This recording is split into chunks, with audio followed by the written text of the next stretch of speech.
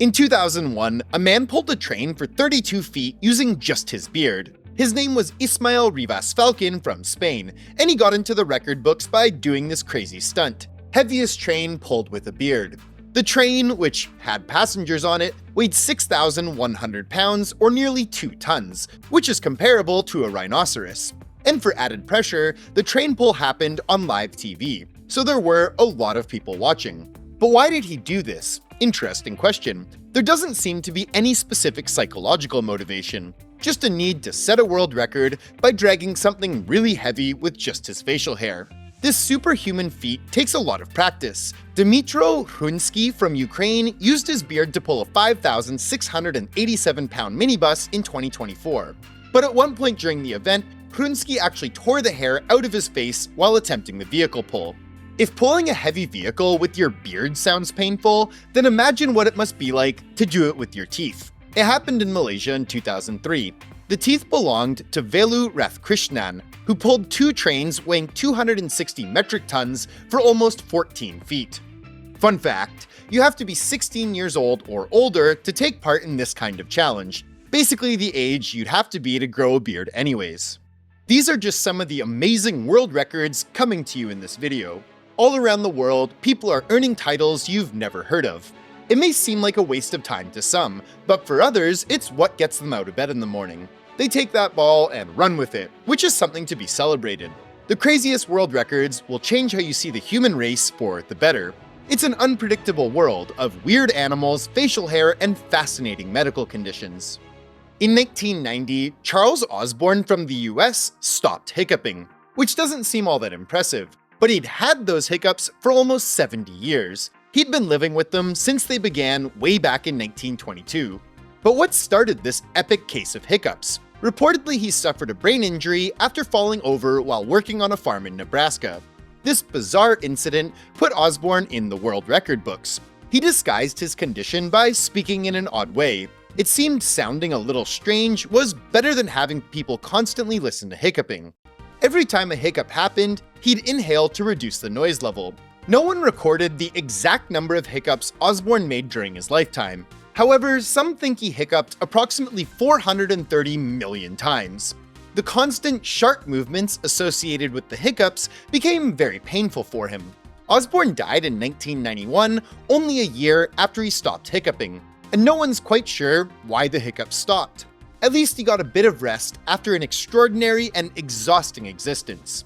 Fun fact, pulling on your tongue is believed to be a cure for the hiccups. What you're actually doing is working the vagus nerve, a key part of your nervous system. You pull the tongue downwards, though don't do it too hard. This is probably something Charles Osborne tried a bunch of times. In 1999, a UK man named Gary Turner wowed the Guinness Book of World Records with a crazy, and let's face it, kind of gross, achievement. He stretched his skin out to a length of 6 inches. Why did he do this? Probably a better question is why not? Turner revealed that his skin had always been the center of attention in his life.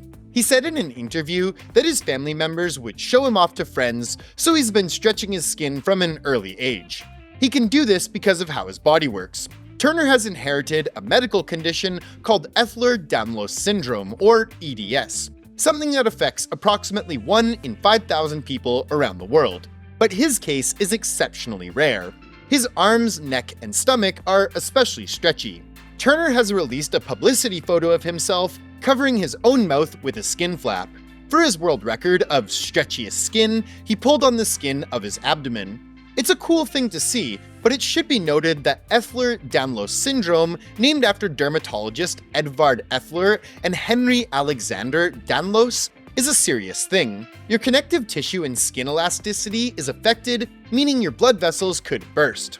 Fun fact, Gary uses this strange talent for his work as a sideshow performer. His stage name is Gary Stretch. He was part of a group called Circus of Horrors and has made various media appearances.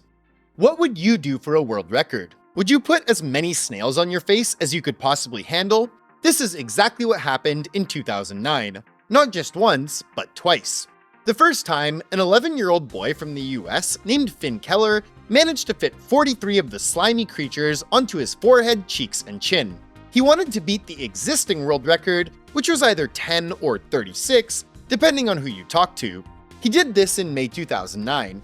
Unfortunately for him, there were other crazy people wanting to do the same thing. Fast forward to November 2009, over in Australia, Mike Dalton was putting on his best suit and preparing for a TV appearance where he would put 48 snails on his face. Both Finn Keller and Mike Dalton endured a face full of snails for 10 seconds, which is the amount of time you need to have them on your face to qualify for the world record.